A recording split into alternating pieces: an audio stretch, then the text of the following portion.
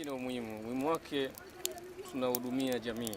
Na mimi binafsi napata kusomesha watoto, kodi za nyumba, huduma za afya na kadhalika. Sasa hivi takribani kama miaka 5. Kwangu ni muhimu kwa sababu ndio inaoniendelesha maisha yangu. Unaona? Kwa sababu ninasomesha kwa biashara hii.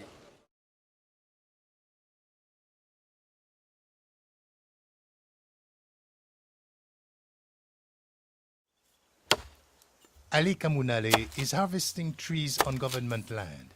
Trees that will feed Dar es Salaam's growing demand for charcoal.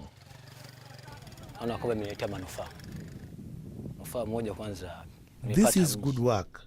I have my own house, I have bought furniture, I have a wife too.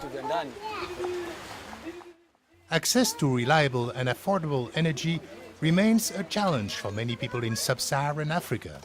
The vast majority of households rely on wood fuels to satisfy their daily energy needs, especially cooking.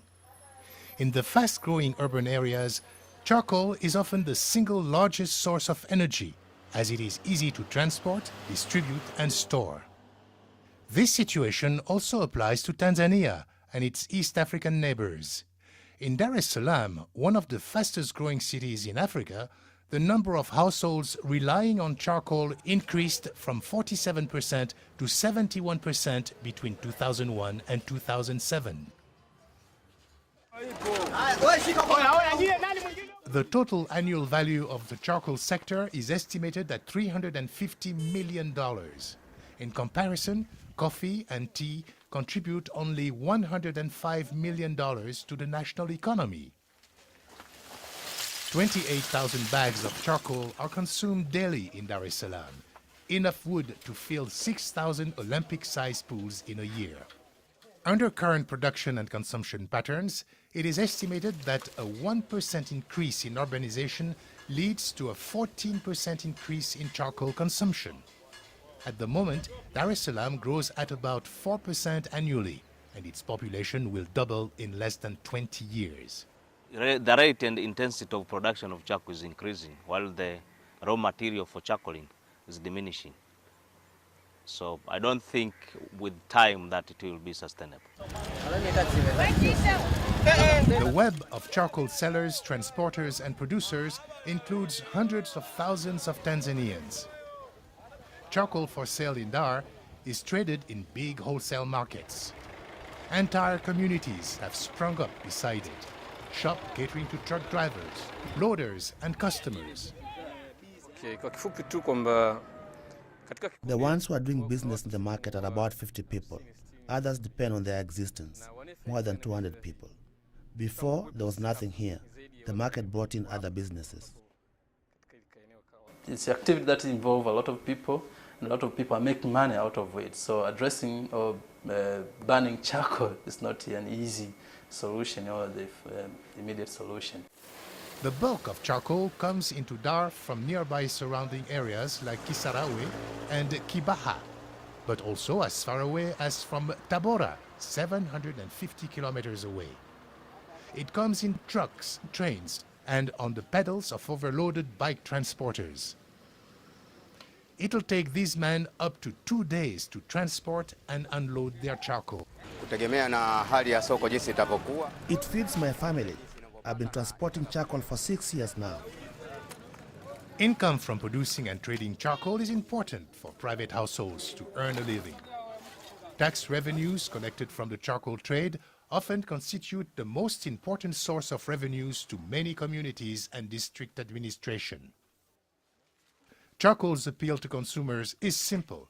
It is readily available and investment in cooking equipment is low. Shoppers can buy small quantities for the little cash they have to get them through the next meal and until they get some more cash. When you want to cook a breakfast, you can go and get 1 tin of charcoal, cook, then the business is over. Then during lunch, you can go and get another tin during dinner. So simple. While the economic opportunities of the charcoal sector are strong, governance, law enforcement, and other regulatory activities are weak.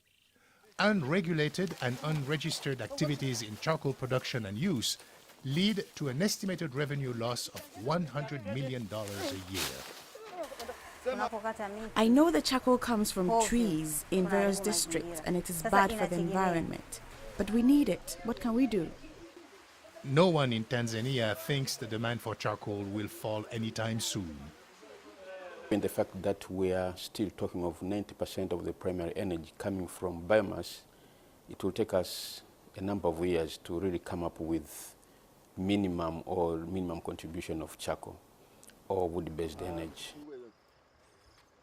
Even an improved enforcement of existing laws and regulations will not make charcoal production more sustainable, because the current system for issuing permits and licenses is not based on sustainable management plans.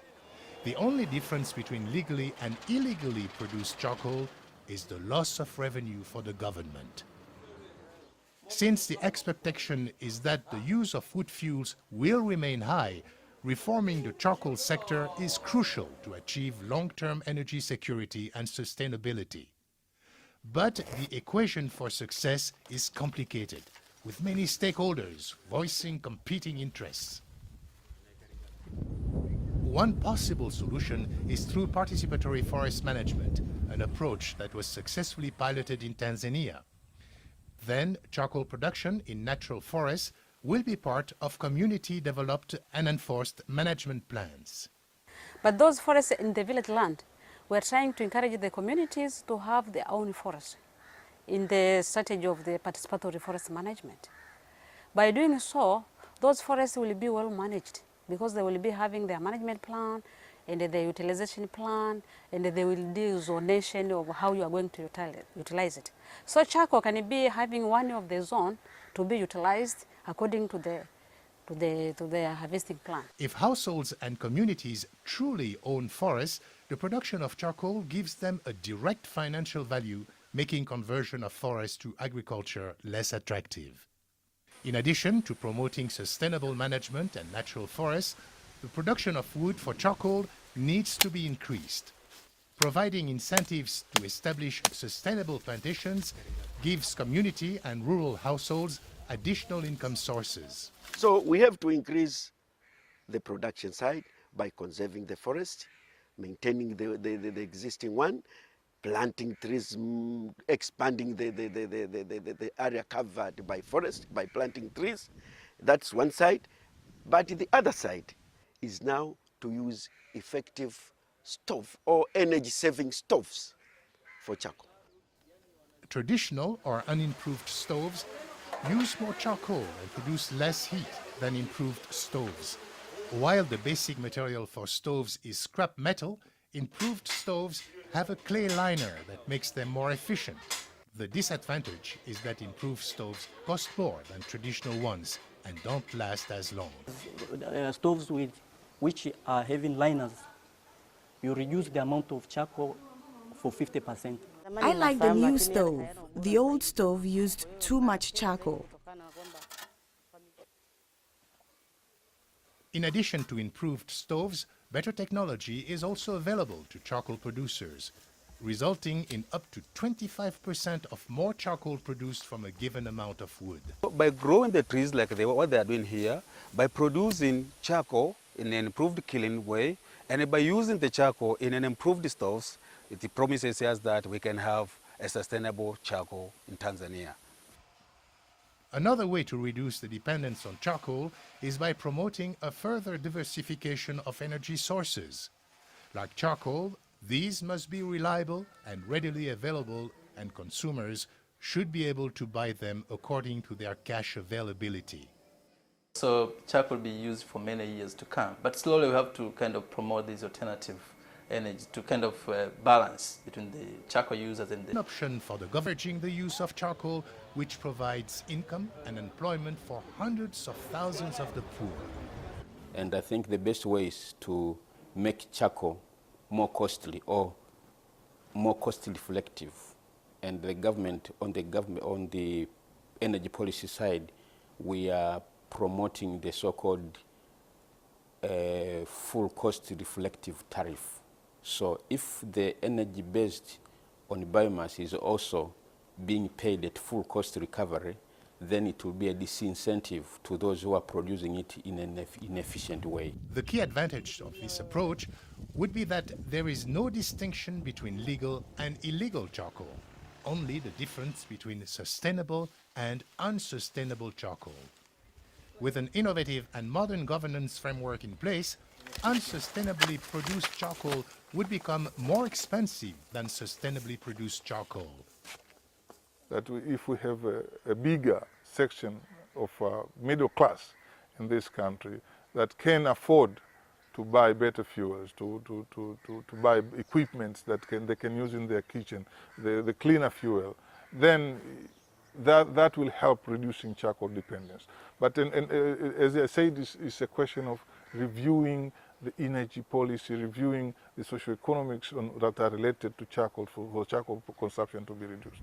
The latest proposal affecting this policy discussion comes from the with its rapidly growing population.